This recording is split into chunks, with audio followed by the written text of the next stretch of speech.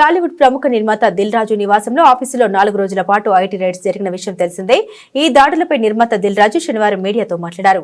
వ్యాపారాలు చేస్తున్నప్పుడు IT rides జరగడం సాధారణమేనని వివరణ ఇచ్చారు. తనతో పాటు సినీ వ్యాపార ప్రముఖులపైన సోదాలు జరిగాయని దిల్ రాజు గుర్తు చేశారు. తమ సంస్థలపై 18 ఏళ్ల తర్వాత ఇప్పుడు రైడ్స్ జరిగాయని వివరించారు. ఆదాయపు పన్ను శాఖ వారు రొటీన్ గా రైడ్ జరుపుతుంటారని తెలిపారు. తమ సంస్థలకు సంబంధించిన అకౌంట్స్ బుక్ చూసి ఐటీ అధికారులు ఆశ్చర్యపోయారని, అకౌంట్స్ అన్ని క్లియర్ గా ఉన్నాయని చెప్పారన్నారు. అధికారులు వచ్చినప్పుడు తన ఇంట్లో ఆఫీసులో మొత్తం 20 లక్షల లోపు నగదు ఉందని చెప్పారు. ఐటీ దాడులు జరుగుతున్నప్పుడు ఇంట్లో నుండి ఎవరిని బయటకు వెళ్లనివ్వరని గుర్తు చేశారు. తన నివాసంపై ఆఫీసులో జరిగిన ఐటీ దాడుల విషయంలో పుకార్లు ప్రచారం చేయదని మీడియాకు దిల్ రాజు విజ్ఞప్తి చేశారు. మీ అందరికీ తెలిసిందే, 4 రోజుల నుంచి ఫిలిం ఇండస్ట్రీలో అండ్ ఇంకా కొన్ని ప్రైవేట్ సెక్టార్స్ మీద ఇన్కమ్ ట్యాక్స్ సెర్చులు జరిగాయి. సో ఈ సెర్చుల విచిత్రం ఏంటంటే, మీడియా వాళ్ళందరూ ఛానల్స్లో కానీ సోషల్ మీడియాలో కానీ నేను సెలబ్రిటీని కాబట్టి ఎన్నో సెర్చ్లు జరుగుతున్నా, సో నా న్యూసే మీకు క్యూరియాసిటీ ఉంది కాబట్టి మీడియాకి కానీ మీ మీడియా ద్వారా సొసైటీకి కానీ, సో దానికి మీరు ఎంత ఫోకస్ చేస్తున్నారో 4 రోజుల నుంచి మీడియా ద్వారా చూస్తూనే ఉన్నాం.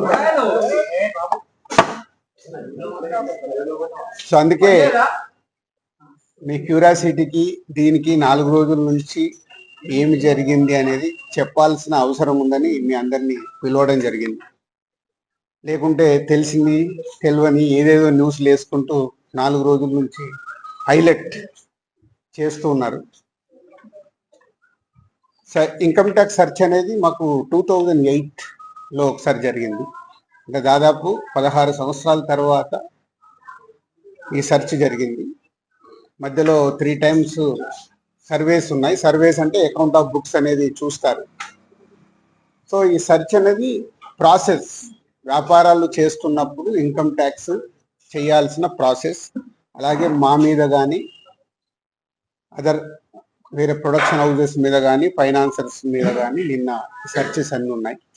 పోతే మా దగ్గరకు వస్తే మా కుటుంబం మీద ఏదైతే ఆఫీస్ ప్లేస్ ఉందో ఆఫీస్ దగ్గర ఈ సెర్చ్లు జరిగాయి.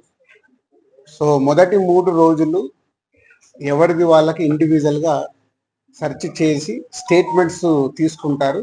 అయిన తర్వాత లాస్ట్ డే నిన్న ఆఫీస్లో కన్క్లూడ్ చేస్తారు. సో మా హౌజెస్లో జరిగిందా కానీ ఆఫీస్లో జరిగిన దాంట్లో కానీ చాలా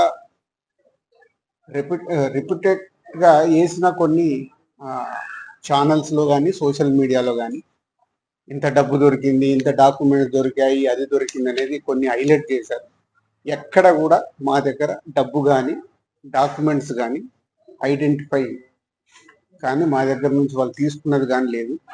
నా దగ్గర ఒక 5 lakhs, మా శిరీష్ గారి దగ్గర ఒక 4.5 lakhs, అలాగే మా డాటర్ ఇంట్లో 6 lakhs, ఆఫీస్లో 2.5 lakhs, మొత్తం బిలో 20 lakhs. మా అందరి దగ్గర కలిపి బిలో 20 lakhs ఉంది. అలా ప్రతి ఒక్కటి ఇట్లా వాళ్ళు ఇన్కమ్ ట్యాక్స్ ఏమేమి చూసారనేది ఇలా వాళ్ళది అయిన తర్వాత పంచనామా చేసిస్తారు.